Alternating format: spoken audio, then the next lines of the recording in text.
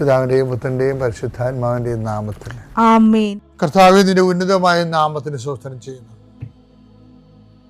കർത്താവേ, നിന്റെ വിശുദ്ധ പൗരോഹിത്യത്തെ മഹത്വപ്പെടുത്തണമേ.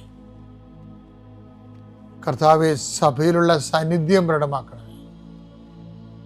40 വർഷം ഞാൻ അർപ്പിച്ച കൃപാനയുടെ യോഗ്യതയാൽ കൃപാസ്ഥാനത്താറെ ജീവനോടെ പ്രത്യക്ഷപ്പെട്ട പരിശുദ്ധ അമ്മയുടെ മാധ്യസ്ഥത്തിലെ എൻ്റെ കർത്താവ്, ഇന്ന് ഞങ്ങൾ കണ്ടുമുട്ടുന്ന വ്യക്തികൾ, കർത്താവ്, ഞങ്ങൾ ഇന്ന് സംസാരിക്കുന്ന വ്യക്തികൾ, ഞങ്ങൾ ചില പ്രോജക്റ്റുകൾക്ക് വേണ്ടിയും ചില പോംവഴികൾക്ക് വേണ്ടിയും ജീവിതത്തിലെ ചില പ്രയാസങ്ങൾ, സാമ്പത്തിക വിഷയങ്ങളായാലും മറ്റു വിഷയങ്ങളായാലും മാറുന്നതിന് വേണ്ടി സംസാരിക്കാൻ പോകുന്ന വ്യക്തികളിലെ, നിങ്ങൾ സംസാരിക്കാൻ പോകുന്ന വ്യക്തികളിലെ ഇന്ന് പരിശുദ്ധാത്മ നിറയട്ടെ. സഞ്ചാരിക മാതാവ്, സമയത്തിനധികമായ പരിശുദ്ധാത്മ കൃപാസന മാതാവ് ഇന്ന് നിങ്ങളുടെ കൂടെ യാത്രയാവുകയും നിങ്ങളുടെ കൂടെ വരികയും ചെയ്യട്ടെ. നിങ്ങൾക്ക് സംസാരിച്ച് ഒതുക്കാൻ പറ്റാത്ത വിഷയങ്ങൾ, നിങ്ങൾ സംസാരിച്ച ശരിയാകത്തില്ലെന്ന് തോന്നുന്ന സ്ഥലങ്ങളിൽ കർത്താവ് തന്നെ മറുപക്ഷത്ത് നിന്നുകൊണ്ട് നിങ്ങൾക്ക് അനുകൂലമായ ഒരു സാഹചര്യം ഉണ്ടാക്കിത്തരാൻ കർത്താവിൻ്റെ നാമത്തിൽ ഞാൻ നിങ്ങളെ ആശീർവദിക്കുന്നു. പിതാവും പുത്രനും പരിശുദ്ധാത്മാവിനെ നീക്കുക. അമ്മേ പരിശുദ്ധ അമ്മേ, അമ്മേ പരിശുദ്ധ ദൈവമാതാവേ, കൃപാസനത്തിലൂടെ ഞങ്ങളുടെ ദേശത്തിനും അമ്മ മധ്യസ്ഥം തേടി തന്ന എല്ലാ അനുഗ്രഹങ്ങൾക്കും കൃപകൾക്കും ഞങ്ങളിപ്പോൾ ഹൃദയം നിറഞ്ഞ നന്ദി പറയുന്നു.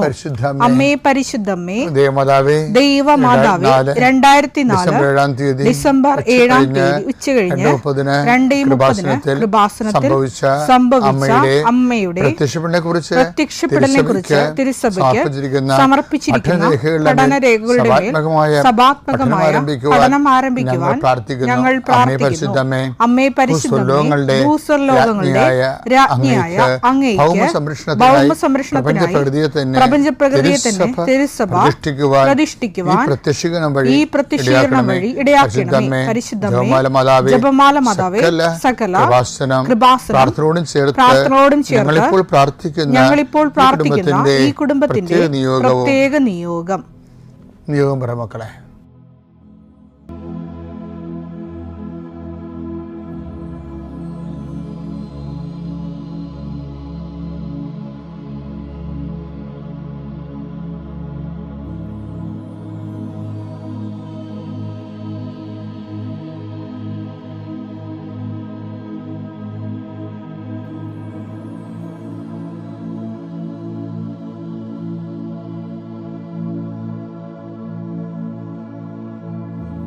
അമ്മയുടെ പ്രത്യക്ഷീകരണത്തിന്റെ ഈ അനുഗ്രഹവേളയിൽ ഞങ്ങൾക്ക് സാധിച്ചു തരുവാൻ കനിയണമേ.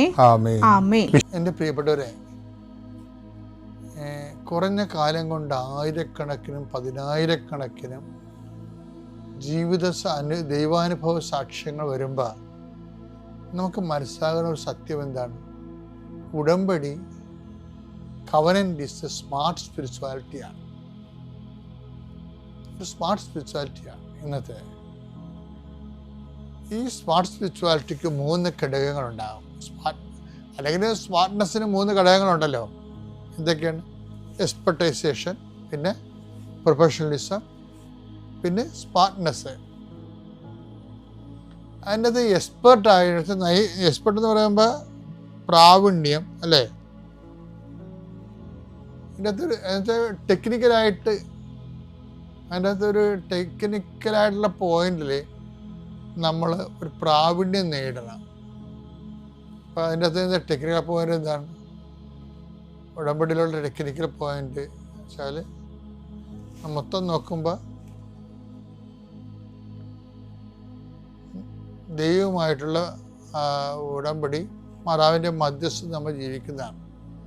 അപ്പോൾ നമ്മൾ ചെയ്യേണ്ടി വരുന്ന വിഷയങ്ങൾ എന്തൊക്കെയാണ്? ആദ്യത്തെ, ദൈവമായിട്ടാണ് നമ്മൾ ഒരു ജീവിതം തുടങ്ങുന്ന കാരണം നമ്മുടെ ഭാഗത്തുനിന്ന് ഫസ്റ്റായിട്ട് വരണത് അനുതാപമായിരിക്കും അല്ലേ? അനുതാപം. ഇതിൻ്റെ എക്സ്പെർട്ടൈസേഷനിൽ വരണത് ഫസ്റ്റ് പോയിന്റിൽ അനുതാപമാണ്. ഈ കാര്യം എന്ന് വെച്ചാൽ സ്പിരിച്വാലിറ്റി എന്ന് പറയണത്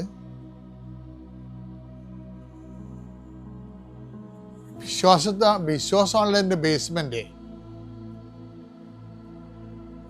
പക്ഷെ സുവിശേഷത്തിൻ്റെ ഒരു ഘടന എന്ന് പറയുന്നത് വിശ്വസിക്കുക, അനുദപിക്കുക എന്നുള്ളതല്ല. പിന്നെന്താണ്? മർക്കോസിന്റെ 1:15 എടുത്തേ. അവൻ പറഞ്ഞു സമയം പൂർത്തിയായി, ദൈവരാജ്യം സമീപിച്ചിരിക്കുന്നു, അനുദപിച്ച് സുവിശേഷത്തിൽ വിശ്വസിക്കുവിൻ. അതാണ് വിഷയം. അപ്പൊ സുവിശേഷത്തിൽ വിശ്വസിച്ച് അനുദപിക്കുവാൻ നല്ല സംഭവം. അനുദപിച്ച് സുവിശേഷത്തിൽ വിശ്വസിക്കുവിൻ. അത് കാരണം ഞാൻ പണ്ട് തുമ്പോളിലായിരിക്കണം. തുമ്പോളി എന്ന് പറഞ്ഞ പള്ളിയുണ്ടേ, മാതാവിൻ്റെ പള്ളിയാണ്. അവിടെ അസ്റ്റേന്ത്യയായിട്ട് കുറേ നാൾ വർക്ക് ചെയ്ത്. അപ്പോൾ അവിടെ ഞങ്ങൾ ഒരു ധ്യാനം നടത്തി, ഈ കാരിസ്മൻ്റെ.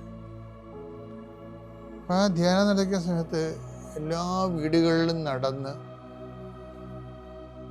അതുപോലെ തന്നെ നാടുകളിലും നടന്ന്, കുട്ടനാടും ബോട്ടിലൊക്കെ പോയി പിള്ളേരെ കൊണ്ട് ഡാൻസ് കളിപ്പിച്ച്, ബോട്ടിൻ്റെ മുകളിൽ നിന്ന് കായലിൽ ഡാൻസൊക്കെ കളിപ്പിച്ച്, നല്ല ആൾക്കാരെ എല്ലാം കടവിൽ കൂട്ടി അവിടെ നിന്ന് ക്രിസ്തുവിനെ കുറിച്ചൊക്കെ പറഞ്ഞു.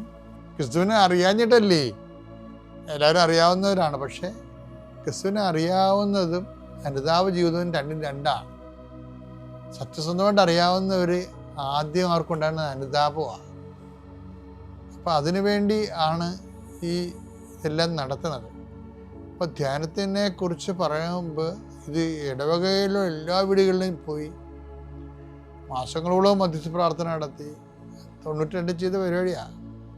പിന്നെ കടലോരത്തെല്ലാം പോയി അവിടെയുള്ള എല്ലാവരും കടപ്പുറത്ത് വിളിച്ചു കൂട്ടി അവർക്ക് അനുതാപ ശുശ്രൂഷ നടത്തി. അല്ല എന്ത് കഴിഞ്ഞാൽ അവസാനം ഈ ജനുവരി 15-ാം തീയതി ധ്യാനത്തിലേക്ക് ആൾക്കാർ വരുന്ന മുമ്പ് തന്നെ 3 ദിവസം മുമ്പ് തന്നെ പള്ളി കുമ്പസാരം തുടങ്ങി. എന്താ, ആൾക്കാർ ഇങ്ങനെ ക്യൂ നിൽക്കുകയാണ്. അത് എന്നെ എപ്പോഴും എന്നെ അല്ലാതെ ചിന്തിച്ചുള്ളൊരു വിഷയമാണ്. ധ്യാനം തുടങ്ങിയിട്ടില്ലേ, ധ്യാനം 15-ാം തീയതി അല്ലെങ്കിൽ 12-ാം തീയതി ആൾക്കാർ കുമ്പസാരിക്കാൻ തുടങ്ങി. അപ്പോഴേ അതെന്ന് വെച്ച് കഴിഞ്ഞാൽ അതാണ് ആദ്യം അനുതാപമാണ്. ശരിക്കും പറഞ്ഞാൽ സുവിശേഷം നിങ്ങൾ വായിക്കുന്നതിന് മുമ്പില്ലേ, ഇപ്പം അരമണിക്കൂർ സുവിശേഷം വായിക്കൂലേ നമ്മൾ. സുവിശേഷം വായിക്കണ മുമ്പ് തന്നെ എൻ്റെ മക്കൾ കുറച്ച് നേരം വെറുതെ എടുത്ത് വായിക്കരുത്. ഇതെന്ത് ചെയ്യണം? ഇത് വായിക്കാനുള്ള യോഗ്യത നേടാൻ വേണ്ടി കുറച്ച് നേരം കുമ്പസാരത്തിൻ്റെ ജപമൊക്കെ ചൊല്ലി, അതിനുശേഷം നമ്മുടെ മനസ്സ് എവിടെയെങ്കിലും ഒരു വീഴ്ച വന്നിട്ടുണ്ടെങ്കിൽ ദൈവത്തോട് മാപ്പ് ചോദിച്ചു ഒരു മനസ്താപകരണം ചൊല്ലിയിട്ട് വേണം സുവിശേഷം വായിക്കാൻ. അതാണ് എൻ്റെ കടന, എൻ്റെ എക്സ്പെക്ടേഷൻ അതാണ്. അനുദപിക്കുക, സുവിശേഷത്തിൽ വിശ്വസിക്കുക എന്ന് പഠിച്ച് നോക്ക്. സൂപ്പറായിരിക്കും. വിശ്വാസ പ്രമാണം. സർവശക്തനായ പിതാവും ആകാശത്തിൻ്റെയും ഭൂമിയുടെയും സൃഷ്ടാവുമായ ദൈവത്തിൽ ഞാൻ വിശ്വസിക്കുന്നു. അവിടുത്തെ ഏകപുത്രനും ഞങ്ങളുടെ കർത്താവുമായ ഈശോമിശിഹായിലും ഞാൻ വിശ്വസിക്കുന്നു.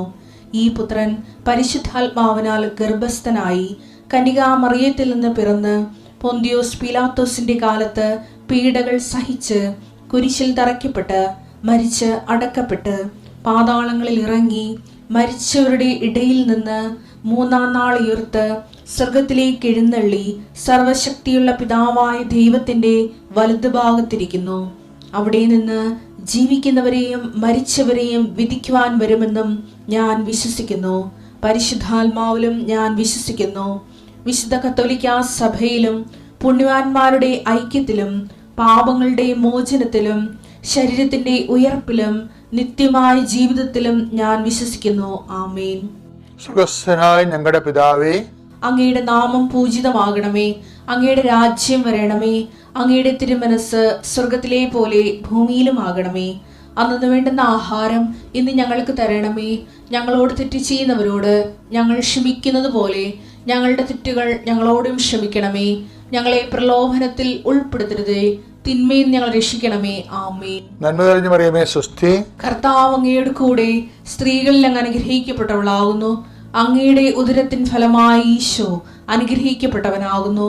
പരിശുദ്ധ മറിയമ്മേ, തമ്പുരാന്റെ അമ്മേ, പാപികളായ ഞങ്ങൾക്ക് വേണ്ടി ഇപ്പോഴും ഞങ്ങളുടെ മരണസമയത്തും തമ്പുരാനോട് അപേക്ഷിക്കണമേ. ആമേൻ. ഈ PCC തന്നെ ഞങ്ങൾ 6 മാസത്തെ വാലിഡിറ്റി ഉണ്ടായ PCCയുടെ കാലാവധി കഴിഞ്ഞ് അത്രയും ഞങ്ങളുടെ കാര്യങ്ങൾ നീണ്ടു പോകുന്നത്. വീണ്ടും അപ്ലൈ ചെയ്തിട്ടാണ് പിന്നെ വീണ്ടും PCC ഞങ്ങൾക്ക് രണ്ടാമത് കിട്ടിയതിന് ശേഷമാണ് വീണ്ടും വിസക്ക് അപ്പോയിൻമെൻ്റ് എടുക്കാൻ ഞങ്ങൾക്ക് പറ്റിയത്.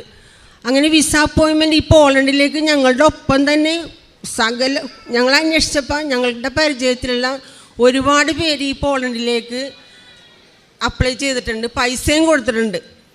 ആർക്കും ഒന്നും ഒരു ഇതും വന്നിട്ടില്ല, ഒന്നും റെഡി ആയിട്ടില്ലെന്നാണ് ഞാൻ അറിഞ്ഞത്. പക്ഷേ ഞങ്ങൾക്ക് വിസ അപ്പോയിൻമെൻ്റ് എടുക്കാൻ കിട്ടി ഹൈദരാബാദിലേക്ക്. മാതാവിന് ആ സമയത്ത് ഞാൻ എല്ലാ മാസവും ഇവിടെ വരും. ഞാനിവിടെ വന്ന് എൻ്റെ സങ്കടങ്ങളെല്ലാം മാതാവിനോട് ഞാനിവിടെ നിന്ന് പറഞ്ഞിട്ടും പോയി, എനിക്ക് സാക്ഷ്യം പറയാൻ കഴിയണം മാതാവിന്ന്. എൻ്റെ മകൻ അവിടെ എത്തിയാൽ ഞാൻ മാതാവിനോട് സാക്ഷ്യം പറയുമെന്ന് ഞാൻ മാതാവിനോട് ഞാൻ പറഞ്ഞിട്ടാണ് കഴിഞ്ഞ പ്രാവശ്യം, ഞാൻ കഴിഞ്ഞ ഫെബ്രുവരിയിൽ ഇവിടെ വന്നു പോയതാണ്. അപ്പം ഞാൻ പറഞ്ഞ്, മാതാവേ എനിക്ക് സാക്ഷ്യം പറയാൻ സാധിക്കുമോ മാതാവേ? അങ്ങനെ അപ്പോയിൻമെൻറ്റ് കിട്ടി, ഹൈദരാബാദിലേക്ക് അപ്പോയിൻമെൻറ്റ് കിട്ടി. എൻ്റെ മകൻ ഹൈദരാബാദിൽ പോയി. എൻ്റെ മകൻ ഒരു കൂട്ടുകാരനും കൂടിയാണ് പോയത്. അവിടെ ചെന്ന് അപ്പോയിൻമെൻറ്റിൻ്റെ അന്ന് എൻ്റെ മകൻ വിളിച്ചേക്കനെയാണ് അപ്പോയിൻമെൻറ്റ് നടന്നില്ല എന്ന്. ഒത്തിരി സങ്കടം തോന്നി, പക്ഷേ നിരാശപ്പെട്ടില്ല. നിരാശപ്പെടാനായിട്ട് നമുക്ക് അങ്ങനെ ഒരു നിരാശപ്പെടൽ വന്നില്ല. ശരിക്കും പറഞ്ഞാൽ ശരിക്കും എനിക്ക് തോന്നണം മാതാവിൻ്റെ ആ ഒരു സംരക്ഷണം ഉള്ളത് കൊണ്ടായിരിക്കാം, എല്ലാം നല്ലതിനായിരിക്കും എന്ന് തന്നെ കരുതി. അങ്ങനെ മകൻ വന്നത് ശരിക്കും പറഞ്ഞാൽ ഒരുപാട് പൈസയും ചിലവായി. പിന്നെ അവന് ഛർദിലും വയറിളക്കം, ട്രെയിൻ യാത്രയൊക്കെ, അങ്ങനെ അതുമാത്രം ബാക്കി നമുക്ക് കിട്ടിയുള്ളൂ, അല്ലാതെ അപ്പോയിൻമെൻറ്റ് നടന്നില്ല. വീണ്ടും നിരാശപ്പെടാതെ തന്നെ വീണ്ടും ഞങ്ങൾ അപ്ലൈ ചെയ്ത്, ഞങ്ങൾക്ക് വേണ്ടി അപ്പോയിൻമെൻറ്റ് എടുക്കാൻ വേണ്ടി തന്ന ആ ആളുടെ തന്നെ അപ്പോയിൻമെൻറ്റ് എടുക്കാൻ വീണ്ടും കൊടുത്ത് വീണ്ടും ഞങ്ങൾക്ക് ഡേറ്റ് കിട്ടി. ഡേറ്റ് കിട്ടിയത് വീണ്ടും 1 മാസത്തിന് ശേഷമാണ് വീണ്ടും ഡേറ്റ് കിട്ടിയത്. ഡേറ്റ് കിട്ടി മാർച്ച് 1-ാം തീയതി ആയിരുന്നു അവൻ്റെ ഡേറ്റ്. വിസക്ക് അപ്പോയിൻമെൻറ്റിന് രണ്ടാമത്തെ പോക്ക് പോകാനായിട്ട് പോണതിൻ്റെ തലേ ദിവസം രാത്രി എല്ലാം അവന് പോകാൻ, അവനന്ന് ഒറ്റക്കാണ് പോകാൻ ഒരുങ്ങിയത്. കാരണം അവൻ്റെ കൂടെ കൂട്ടുകാരനെയാണ് അന്ന് കൊണ്ടുപോയത്. ഒന്നും നടന്നില്ല, ആകെ പ്രശ്നങ്ങളായിട്ടാണല്ലോ വന്നത്. അപ്പോൾ പിന്നെ ആദ്യത്തെ പോക്കോടുകൂടി അവന് കാര്യങ്ങളൊക്കെ, യാത്രയും കാര്യങ്ങളൊക്കെ മനസ്സിലായതിൻ്റെ പേരിൽ അവൻ പറഞ്ഞ് ഞാൻ ഒറ്റക്ക് പൊക്കോളാം, പിന്നെ പൈസയുടെ ചിലവും കാര്യങ്ങളൊക്കെ ഓർത്ത് ഒറ്റക്ക് തന്നെ പൊയ്ക്കോളാം എന്ന് പറഞ്ഞ് അവൻ ഒറ്റക്ക് തന്നെ പോയി. അന്ന് ഈ പോണെന്നാണ് പറയണത്. അവൻ്റെ ഒരു ഫ്രണ്ട് തന്നെ വിളിച്ച് പറയണേണ് രണ്ടാമത് പോയിട്ടും കാര്യമില്ലെന്നാണ് പറയണത്. രണ്ടാമത് പോയിട്ടും കാര്യമില്ല, അപ്പോയിൻമെൻറ്റ് അവിടെ അവർ ചെന്നിട്ട് അപ്പോയിൻമെൻറ്റ് നടക്കണില്ലെന്നാണ് പറയണത്. ഈ പോളണ്ടിലേക്കുള്ള ഒരു ചാൻസിൻ്റെ ഒരു ഇത് കൊണ്ടാണ്, വേറെ എവിടെയാണെങ്കിൽ ഇത്രയും ഇത് വരില്ല. പക്ഷെ ഞാൻ എൻ്റെ മോനോട് പറഞ്ഞു, നീ പൊയ്ക്കോ, എല്ലാം നടക്കും എന്ന് തന്നെ ഞാൻ പറഞ്ഞ്. ഞാനങ്ങനെ പോകാൻ നേരത്ത് ഫയലിൽ ഞാൻ കാശ് രൂപം ഞാൻ ഇട്ട് കൊടുത്തേച്ചി, നീ ഈ മാതാവ് നിൻ്റെ കൂടെ ഉണ്ട്, നിൻ്റെ അപ്പോയിൻമെൻറ്റ് നടക്കും എന്ന് തന്നെ ഞാൻ പറഞ്ഞ്, ഞാൻ വിശ്വസിച്ച് ഞാൻ മോനെ പറഞ്ഞേച്ചി. ഉച്ചക്ക് 12 മണിയായപ്പോൾ ഞാനിവിടെ ഇരുന്ന് പ്രത്യക്ഷീകരണ പ്രാർത്ഥന ഞാൻ ചൊല്ലി, മാതാവേ ഇന്നും നടക്കാതെ പോന്നു കഴിഞ്ഞാൽ ഞാൻ തകർന്നു പോകും, അമ്മ എനിക്ക് നടത്തി തന്നെന്ന് തന്നെ ഞാൻ പ്രാർത്ഥിച്ച്. 12 മണിയായപ്പോൾ അവൻ വിളിച്ചേക്കണേണ്, മമ്മി അപ്പോയിൻമെൻറ്റ് നടന്ന് എന്ന് പറയണേണ്. അങ്ങനെ അവൻ പിറ്റേ ദിവസം എത്തി, അപ്പോയിൻമെൻറ്റൊക്കെ നടന്ന് എത്തിച്ചേർന്ന് അതെല്ലാം ക്ലിയറായി. മാതാവിന് 1000 നന്ദി പറഞ്ഞ് അതിനുശേഷം പിന്നത്തെ കാത്തിരിപ്പ് വിസ വരലാണ്. വിസ വരാനായിട്ട് 15 ദിവസം എന്നാണ് മിനിമം എല്ലാവരും പറയണത്. എല്ലാവരും അറിവുള്ളവർക്ക് എല്ലാവർക്കും അറിയാം ഒരു 15 ദിവസത്തിനുള്ളിൽ വിസ വരും. പക്ഷേ ഈ 15 ദിവസവും കഴിഞ്ഞ് 16ഉം 17ാമത്തെ ദിവസവും ഒരു റിപ്ലൈയും ഇല്ല. അപ്പോൾ റിജക്റ്റ് ആയെങ്കിൽ ഫോണിൽ കാണിക്കുമെന്നാണ് പറയണത്. പക്ഷേ മോൻ പറയുന്നത് റിജക്റ്റ് ആയിട്ടില്ല, പക്ഷേ വന്നിട്ടില്ലല്ലോ, വിസ വരാതെ എന്ത് ചെയ്യും? എല്ലാ ദിവസവും അവൻ എൻ്റെ അരികിൽ വന്ന് പറയും, മമ്മി വിസ വന്നില്ലല്ലോ, വരുമോ? നീ പേടിക്കണ്ട, വരും. ഞാൻ പറയണേ, നീ പേടിക്കണ്ട, വരും. മാതാവ് വിസ നിൻ്റെ കയ്യിൽ തരുവോടാ, നീ പേടിക്കാതിരിക്കേ. ഇനി വരൂല്ല, എനിക്ക് പോകാൻ പറ്റൂല എന്ന് തന്നെ പറയണേണ്. അങ്ങനെ 17ാമത്തെ ദിവസമായപ്പോൾ മോന് മെസ്സേജ് വന്നേക്കണേണ്, വിസ വന്ന് തിരിച്ചു പോയിരുന്നു ഹൈദരാബാദിലേക്ക്. അത് ഞങ്ങൾക്ക് അതൊക്കെ ശരിക്കും ആ സമയത്ത് നമുക്ക് അനുഭവപ്പെടുന്ന വളരെ വിഷമകരമായ കാര്യമാണ്. വിസ വന്ന് തിരിച്ചു പോയെന്ന്, അതായത് നമ്മുടെ ഏരിയയിലോട്ട് അവർക്ക് എത്താനായിട്ട് അവരുടെ സർവീസ് എത്തിയില്ലെന്ന്. ഞങ്ങളുടെ ഉള്ളിലോട്ടാണ്, ടൗണിൽ ഒരു അഡ്രസ്സ് കൊടുക്കാൻ, എന്നാൽ ചിലപ്പോൾ കിട്ടുമായിരിക്കും എന്നുള്ള രീതിയിലാണ് അവർ പറയണത്.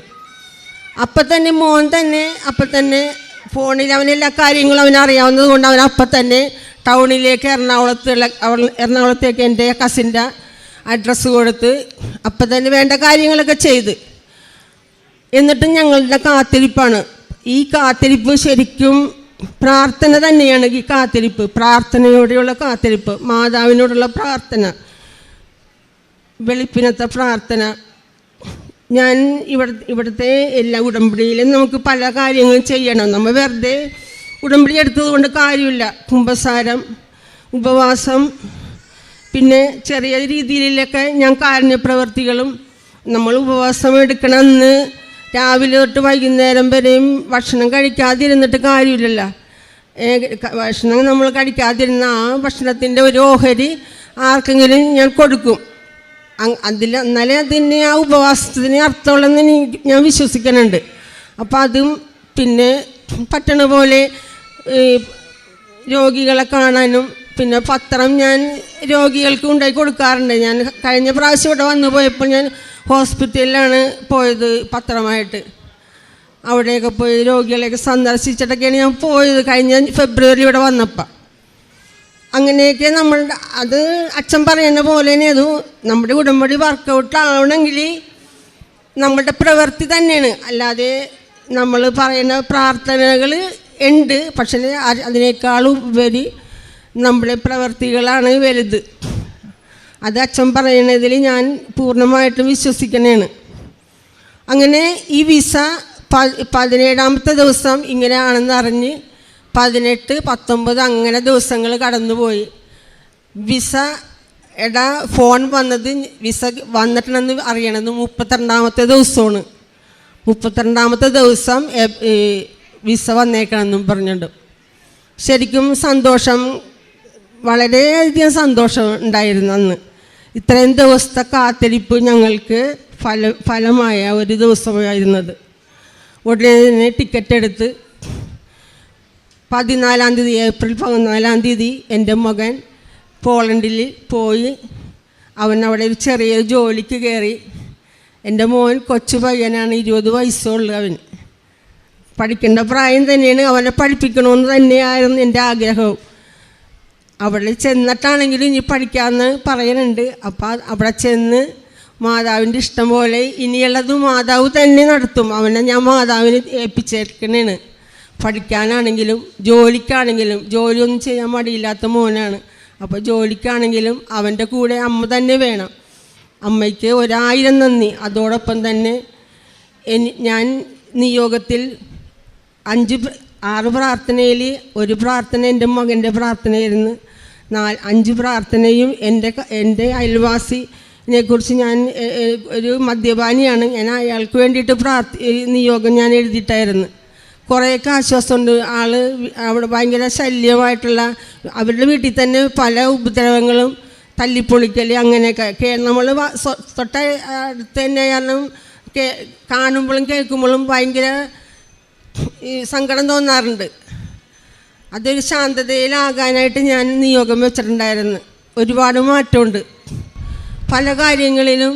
ഇപ്പം എൻ്റെ മോൻ്റെ കാര്യത്തിനാണെങ്കിലും എനിക്ക് ഒരുപാട് മാറ്റങ്ങൾ. അവൻ കുറേ കൂട്ടൊക്കെ കൂടി നടന്നു വെച്ചാൽ ആ ഒരു ഉടമ്പടി എടുത്തതിന് ശേഷം ആ കൂട്ടിൽ നിന്നൊക്കെ കുറേയൊക്കെ മോചനം വന്ന് സമയത്തിനൊക്കെ വീട്ടിൽ വരാനും, ഇത്തിരി വൈകിയൊക്കെ അവൻ വീട്ടിലോട്ട് വരാറുണ്ട്, നേരത്തിന് വീട്ടിലെത്താനും. അങ്ങനെ ഒരുപാട് മാറ്റങ്ങൾ അവന് സംഭവിച്ച്. കൂടാതെ എൻ്റെ മകൻ, ഈ മൂത്ത മോൻ, അവന് ജോലിയിൽ കുറച്ചും കൂടി കയറ്റം കിട്ടാനായിട്ട് ഞാൻ ഈ നിയോഗത്തിൽ ഞാൻ എഴുതിയിട്ടുണ്ടായിരുന്നു. അതും സാധിച്ചിട്ടുണ്ട്. ഇനിയുള്ള എൻ്റെ യാത്രയിൽ എൻ്റെ ജീവിത അവസാനം വരെ എൻ്റെ അമ്മ എൻ്റെ കൂടെ ഉണ്ടാകണം. അമ്മയ്ക്ക് 1000 നന്ദി, 100,000 കോടാനുകൂടി നന്ദി. ആദ്യം തന്നെ അമ്മയോടും തിരുവുമാനോടും 1000 നന്ദി പറയുന്നു. എൻ്റെ പേര് റോണിയ സെലിൻ.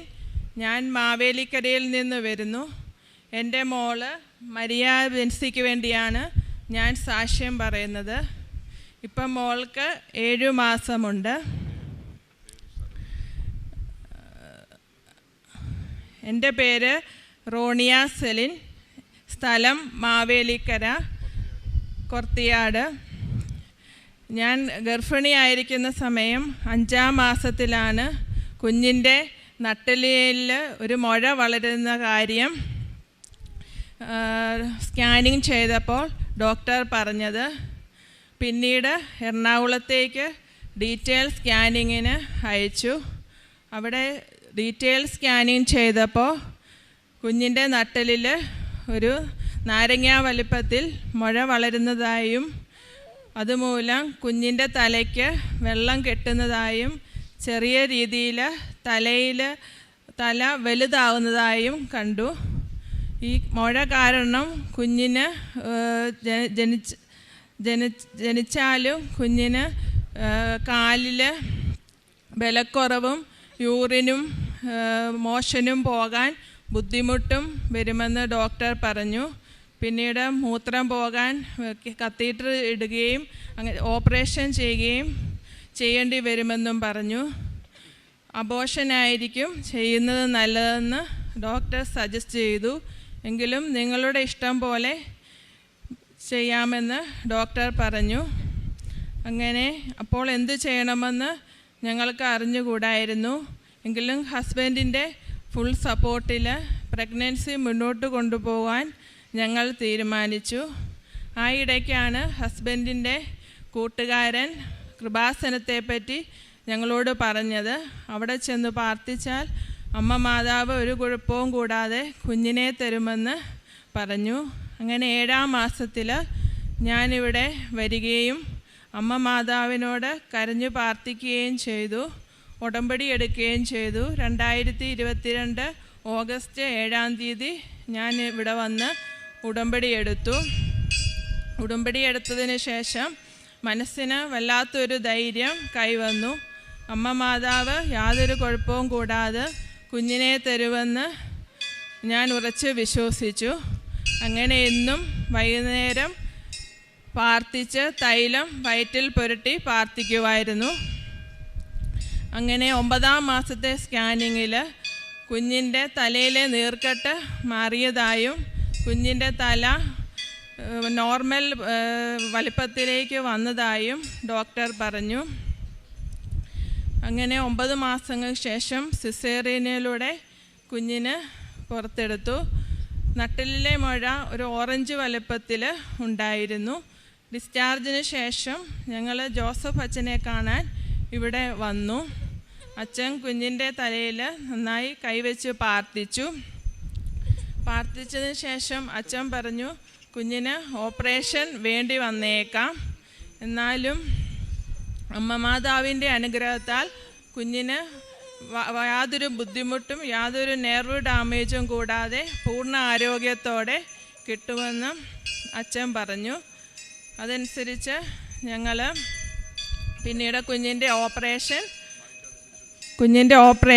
നടത്തി. ഇന്ന് കുഞ്ഞ് പൂർണ്ണ ആരോഗ്യത്തോടെ ഇരിക്കുന്നു. ഒരു നോർമൽ ബേബിയെ പോലെ യാതൊരു കുഴപ്പങ്ങളും കുഞ്ഞിനില്ല. കുഞ്ഞിനെ പൂർണ്ണ ആരോഗ്യത്തോടെ കിട്ടിയത് അമ്മ മാതാവിൻ്റെയും തിരുകുമാരൻ്റെയും അനുഗ്രഹത്താലാണെന്ന് ഞാൻ പൂർണ്ണമായും വിശ്വസിക്കുന്നു. അമ്മ മാതാവിനും ഈശോയോടും 1000 നന്ദി പറയുകയും ചെയ്യുന്നു. ഞാൻ ഇടുക്കി ജില്ലയിൽ തൊടുപുഴ താലൂക്കിൽ നിന്നാണ് വരുന്നത്. എനിക്ക് എൻ്റെ പേര് TP ചാക്കോ. എൻ്റെ മോളാണ് എനിക്ക് വേണ്ടി ഉടമ്പടി എടുത്തത്. എൻ്റെ മോക്കടെ പേര് മീനു. ഞാൻ 2023 ജനുവരി ആദ്യം ശ്വാസകോശ സംബന്ധമായ അസുഖം മൂലം ആശുപത്രിയിലായിരുന്നു. അതിൽ ഒരാഴ്ചയോളം തന്നെ ICUവിൽ തന്നെയായിരുന്നു. അത് കഴിഞ്ഞ് പിന്നെ ബാക്കി ദിവസങ്ങളിൽ റൂമിലൊക്കെ ആയിട്ട് അങ്ങനെ 1 മാസം ആശുപത്രി തന്നെയായിരുന്നു. ശ്വാസകോശത്തിൽ ചെറിയ മുഴകളുണ്ടായിട്ട് അത് പൊട്ടുകയും അത് മാറ്റുന്നതിന് വേണ്ടിയിട്ട് പ്രത്യേകം ട്യൂബ് ഇടുകയൊക്കെ ചെയ്തായിരുന്നു.